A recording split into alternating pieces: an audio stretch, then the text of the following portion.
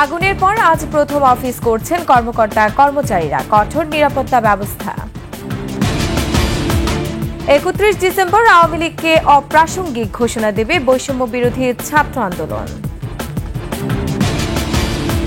এবং দক্ষিণ কোরিয়ায় উড়োজাহাজ বিধ্বস্ত হয়ে 179 জন নিহত, 2 জনকে জীবিত উদ্ধার।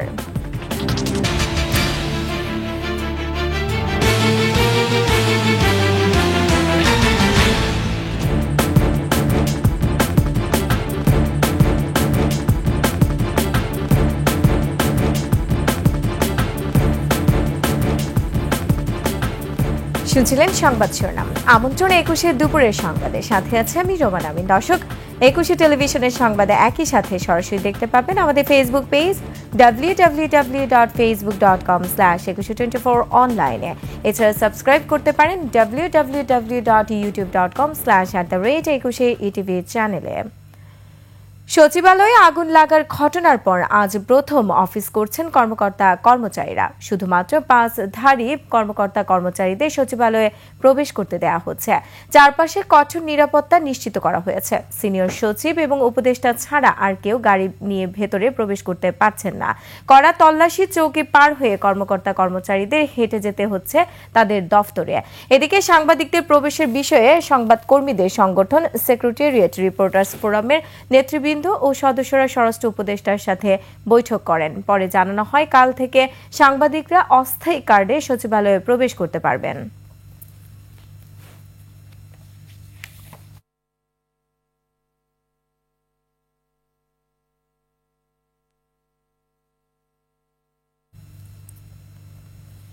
দর্শক, সচিবালয়ে এই মুহূর্তে আছেন আমাদের সহকর্মী মফিউর রহমান। আমরা সরাসরি চলে যাচ্ছি তার কাছে।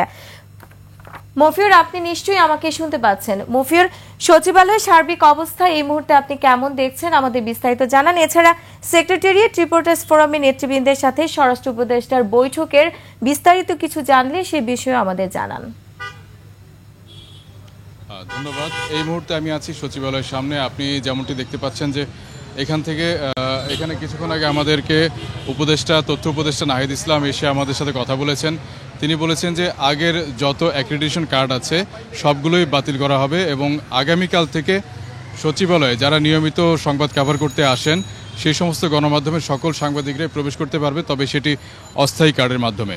স্থায়ী কার্ড আবার কবে দেয়া হবে সেটি এখনও আলোচনা সাপেক্ষ। এটি আরও সময় লাগবে জানতে। এটি নীতিমালা করবে হয়তো, তারপর হয়তো এখানে স্থায়ী কার্ডের বিষয়টি আসবে। এছাড়া আপনাকে আমি আগের নিউজে বলেছিলাম যে স্বরাষ্ট্র উপদেষ্টার সাথে সেক্রেটারি রিপোর্টার্স ফোরামের যেসব নেতৃবৃন্দ রয়েছেন, এছাড়া অন্যান্য সাংবাদিক নেতৃবৃন্দ যারা রয়েছেন তারা দেখা করতে গিয়েছিলেন, এই বিষয়টি নিয়ে কথা বলে এসে তারা আমাদের সাথে কথা বলেছেন। তারা আমাদেরকে যেটি জানিয়েছেন যে অস্থায়ী পাস নিয়ে আগামীকাল থেকেই সাংবাদিকরা ভিতরে প্রবেশ করতে পারবেন এবং নিয়মিতভাবে সংবাদ সংগ্রহ করতে পারবে। সেক্ষেত্রে পাসটি নেওয়ার জন্য তাদেরকে আগের দিন বা সেদিন সকালেই হয়তো আবেদন করতে হবে বা সংশ্লিষ্ট মন্ত্রণালয়ে পিআরওর সাথে যোগাযোগ করে সেখানে নাম দিয়ে পাসটি সংগ্রহ করতে হবে। এছাড়া আপনি জানেন যে এখানে বিভিন্ন তদন্ত কমিটি রয়েছে। তদন্ত কমিটিগুলো এখানে অগ্নিকাণ্ডের ঘটনায় তদন্ত করে যাচ্ছে। ভিতরে ক্রাইম সিন ইউনিট তাদের আলামত সংগ্রহ করছে। এছাড়া তদন্ত কমিটি আগামীকাল 30 তারিখ রিপোর্ট দেওয়ার কথা রয়েছে। তৃতীয় দিনের মতো কার্যক্রম শেষে আগামীকাল তারা রিপোর্ট দেবে, প্রাথমিক তদন্ত রিপোর্ট দেবে। প্রাথমিক তদন্ত রিপোর্ট দেওয়ার পর হয়তো প্রাথমিক তদন্ত রিপোর্টের ভিত্তিতে মামলা হলেও হতে পারে, অথবা পরবর্তী 10 কার্য দিবস পরে যেই রিপোর্ট দেওয়ার কথা সেই রিপোর্টের পরে হয়তো মামলা হবে। এই পর্যন্ত এখন পর্যন্ত কোনো মামলা হয়নি, কোনো থানায় কোনো মামলা হয়নি। তদন্ত রিপোর্টের জন্য আমরা যতটুকু জানতে পেরেছি যে তদন্ত রিপোর্টের জন্যই মূলত অপেক্ষা করা হচ্ছে মামলাটি করার জন্য। তো এই ছিল সচিবালয়ে আমার কাছে এখন পর্যন্ত সর্বশেষ তথ্য। মফিউর, আপনাকে ধন্যবাদ। দর্শক, সচিবালয়ের সার্বিক পরিস্থিতি নিয়ে আমাদের বিস্তারিত জানাচ্ছিলেন সহকর্মী মফিউর রহমান। চলে যাচ্ছে অন্যান্য প্রসঙ্গে। এদিকে ঢাকা দক্ষিণ সিটি কর্পোরেশনের নগর ভবনের খালি কক্ষগুলোতে দাপ্তরিক কার্যক্রম শুরু করেছে স্থানীয় সরকার, পল্লী উন্নয়ন ও সমবায় মন্ত্রণালয়।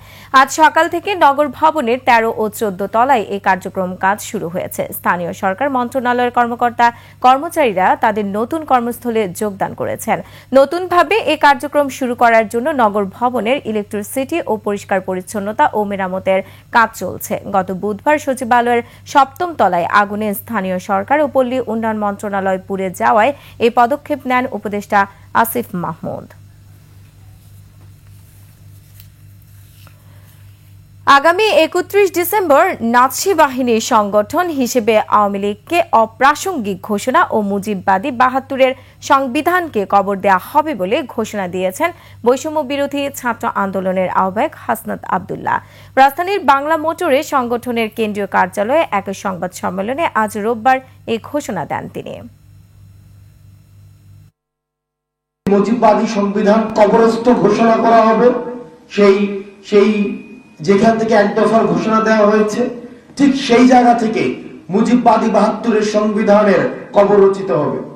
ঠিক সেই জায়গা থেকে আওয়ামী লীগ বাংলাদেশের প্রেক্ষাপটে একটি অপ্রাসঙ্গিক একটি রাজনৈতিক দল, যারা গণমানুষকে মানুষ হিসেবে স্বীকৃতি না দিয়ে নির্যাতন, নিপীড়ন, গুম এবং খুন এবং হত্যার যারা রাজনীতি করেছে, যারা জনগণের বিপরীতে, আশা আকাঙ্ক্ষার বিপরীতে দাঁড়িয়েছে, আমরা প্রত্যাশা রাখছি এই জুলাই প্রক্লেমেশন অফ জুলাই রেভুলেশনে এই নাৎসিবাদী এই দলটিকে সেখান থেকে বাংলাদেশে অপ্রাসঙ্গিক ঘোষণা করা হবে। জুলাই আগস্টের আন্দোলন কারো একার বা একক কৃতিত্বে হয়নি, নানা শ্রেণী পেশার মানুষ এই আন্দোলনে শহীদ হয়েছে বলে মন্তব্য করেছেন বিএনপির যুগ্ম মহাসচিব রুহুল কবির রিজভী। তিনি বলেন, 16 বছরের আন্দোলনে বিএনপির নেতাদের গুম করা হয়েছে, অন্তর্বর্তী সরকার তাদের খোঁজ নেয়নি। একটি রাজনৈতিক দলকে উদ্দেশ্য করে রুহুল কবির রিজভী আরো বলেন, 5 আগস্টের পরে তারাই ইসলামী ব্যাংক দখল করেছে, টেন্ডারবাজিতে জড়িয়ে গেছে। এ সময় গণমাধ্যম কর্মীদের প্রশ্নের জবাবে তিনি বলেন, একটি দল ভারতের সাথে সম্পর্ক উন্নয়ন করতে চায়, কেউ কেউ ঘোলা পানিতে আবার মাছ শিকার করতে চাচ্ছে বলে মন্তব্য করেন রিজভী। অনেক সিএনজি স্ট্যান্ড দখল সহ অনেক টেন্ডার ভাগাভাগির মধ্যে আপনাদের লোকরা কি জড়িত নেই? আমি সেই রাজনৈতিক দলটিকে বলতে চাই, খুব নীরবে নিভৃতে সবকিছু অপকর্মের সাথে আপনারা জড়িত। দক্ষিণ কোরিয়া প্রসঙ্গ। দক্ষিণ কোরিয়ায় যাত্রীবাহী বিমান বিধ্বস্ত হয়ে 179 জন নিহত হয়েছে, জীবিত উদ্ধার করা হয়েছে 2 জনকে। এ তথ্য নিশ্চিত করেছে বার্তা সংস্থা ইয়নহাপ। ল্যান্ডিং গিয়ারে ত্রুটির কারণে এই দুর্ঘটনা ঘটে বলে প্রাথমিকভাবে ধারণা করা হচ্ছে। চলছে উদ্ধার কাজ। আফসানা নীলার ডেস্ক রিপোর্ট।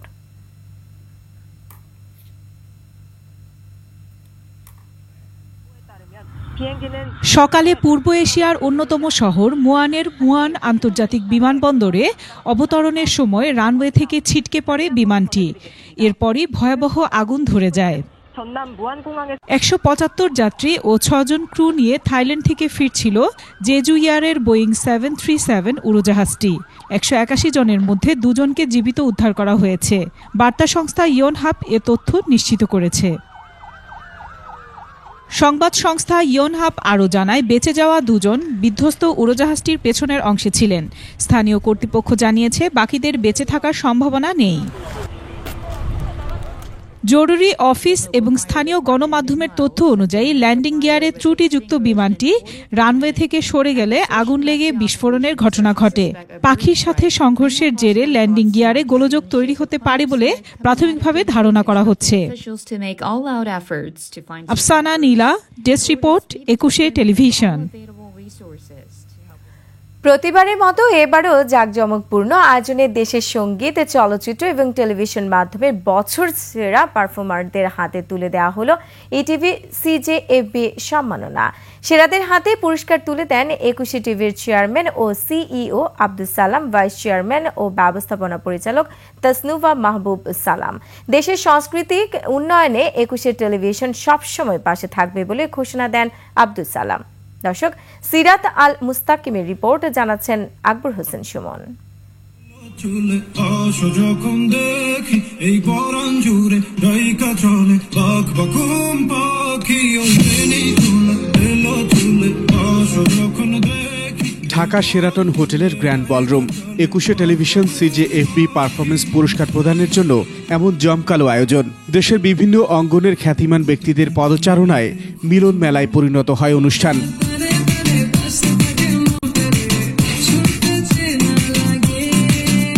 সঙ্গীত, চলচ্চিত্র এবং টেলিভিশন মিডিয়ায় বছরের সেরাদেরকে বাছাই করে প্রতি বছরই দেয়া হয় এই পুরস্কার।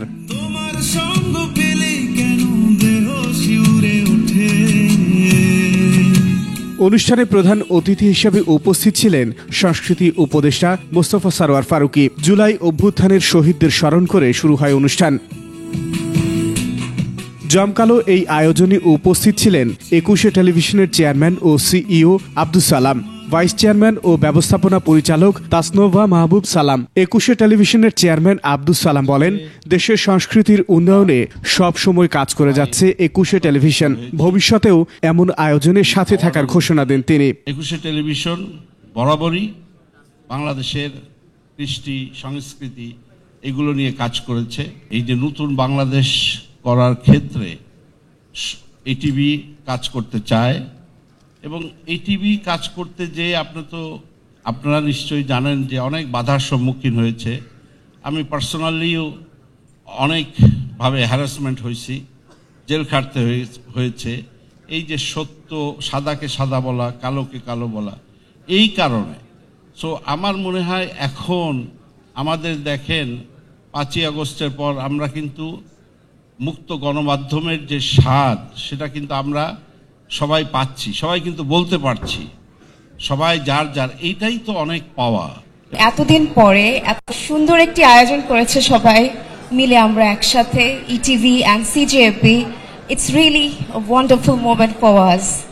So সবাই এভাবে আমরা একসাথে মিলেমিশে কাজ করব, এইটাই আমার সবার কাছে চাওয়া।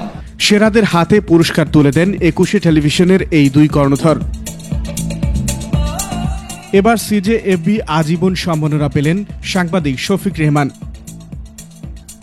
23তম CJFB বিশেষ সম্মাননায় ভূষিত হয়েছেন সঙ্গীত শিল্পী বেবি নাজনীন, অভিনেত্রী জয়া আহসান, সাংবাদিক ফাহিম আহমেদ, বিপণন ব্যক্তিত্ব সৈয়দ আলমগীর।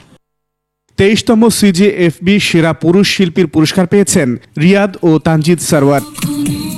এবার CJFB সেরা নারী শিল্পীর পুরস্কার পেয়েছেন নাজমুম মুনিরা নেন্সি। সেরা গীতি কবি অ্যাওয়ার্ড পেয়েছেন আসিফ ইকবাল। বেস্ট মিউজিক ডিরেক্টরের পুরস্কার পান প্রিন্স মাহমুদ। সেরা টেলিভিশন রিপোর্টার হিসেবে পুরস্কার পেয়েছেন 21শে টেলিভিশনের সিনিয়র রিপোর্টার শাকির আরজু। আলহামদুলিল্লাহ ভালো আছি, আজকে একটা অ্যাওয়ার্ড পেয়েছি, তো আমি বিশেষভাবে ধন্যবাদ জানাতে চাই আমার 21শে টেলিভিশনের চেয়ারম্যান, আমার CEO এবং আমার ভাইস চেয়ারম্যান এবং আমার 21শে টেলিভিশনের নিউজের পুরো টিমকে আমি ধন্যবাদ জানাতে চাই। এই অ্যাওয়ার্ডটি আসলে আমার না, আমাদের সবার। এছাড়া এই অনুষ্ঠানে পারফর্ম করেন পরিমণি।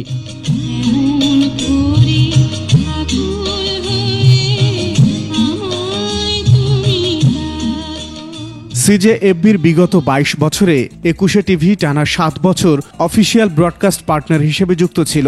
এবারই প্রথম টাইটেল স্পন্সর হয়ে CJFB'র সঙ্গে যাত্রা শুরু করল 21শে টেলিভিশন। আকবর হোসেন সুমন, 21শে টেলিভিশন, ঢাকা। সংবাদ এই পর্যায়ে একটা বিরতি নিয়েছে, যখন ফিরছি তখন অন্যান্য খবরের সঙ্গে আরো থাকবে। শেরপুরে বাস অটোরিকশার মুখোমুখি সংঘর্ষ, নিহত 6।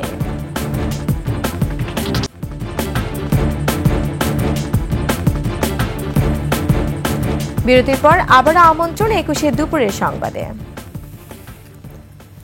শেরপুর ময়মনসিংহ মহাসড়কে বাস, সিএনজি চালিত অটোরিকশার সংঘর্ষে 6 জন নিহত হয়েছেন। প্রত্যক্ষদর্শীরা জানান, কুড়িগ্রামের রৌমারী থেকে ছেড়ে আসা ঢাকাগামী রিফাত পরিবহনের একটি বাস জোড়া পাম্প এলাকায় যাত্রীবাহী সিএনজি চালিত অটোরিকশাকে চাপা দেয়। এতে ঘটনাস্থলে 5 জন নিহত হন, এর মধ্যে 3 জন নারী ও 2 জন পুরুষ। গুরুতর আহত অবস্থায় একজনকে শেরপুর সদর হাসপাতালে নেওয়া হলে সেখানে তিনি মারা যান।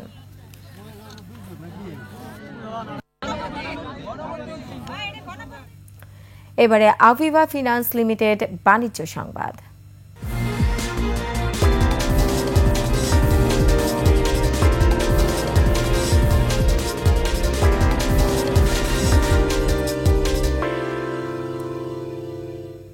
পরিবর্তিত বিশ্বে উদ্ভাবনী প্রযুক্তি সম্পন্ন খাতগুলোতে প্রবাসী বাংলাদেশিদের বিনিয়োগের আহ্বান জানিয়েছেন বক্তারা। ফরেন সার্ভিস একাডেমিতে বাংলাদেশে ব্র্যান্ড ফোরামের আয়োজনে এনআরবি কনক্লেভ 2024 অনুষ্ঠানে এই আহ্বান জানানো হয়।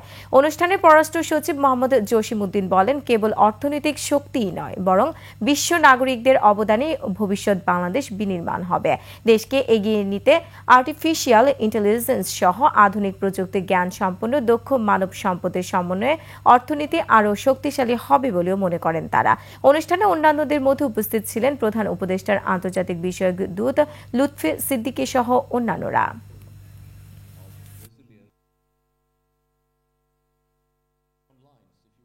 আর এরই সাথে শেষ করছি 21 দুপুরের সংবাদ। যাবার আগে সংবাদ শিরোনামগুলো আরও একবার।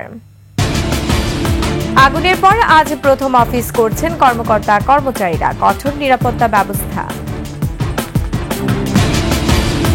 31 ডিসেম্বর আওয়ামী লীগকে অপ্রাসঙ্গিক ঘোষণা দেবে বৈষম্য বিরোধী ছাত্র আন্দোলন।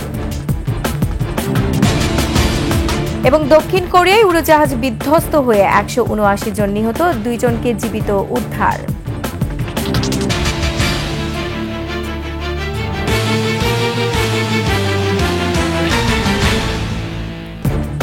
দর্শক, সর্বশেষ সংবাদ জানতে ডায়াল করুন 2021 নম্বরে, আর ভিজিট করুন 21-tv.com এই ওয়েবসাইটে। ফেসবুকে ভিজিট করতে পারেন www.facebook.com/2124 অনলাইনে। এছাড়া সাবস্ক্রাইব করতে পারেন www.youtube.com/@21etv চ্যানেলে। এতক্ষণ সঙ্গে থাকার জন্য ধন্যবাদ। পরবর্তী সংবাদ বিকাল 5টায় দেখার আমন্ত্রণ রইল। 21-এর সাথেই থাকুন।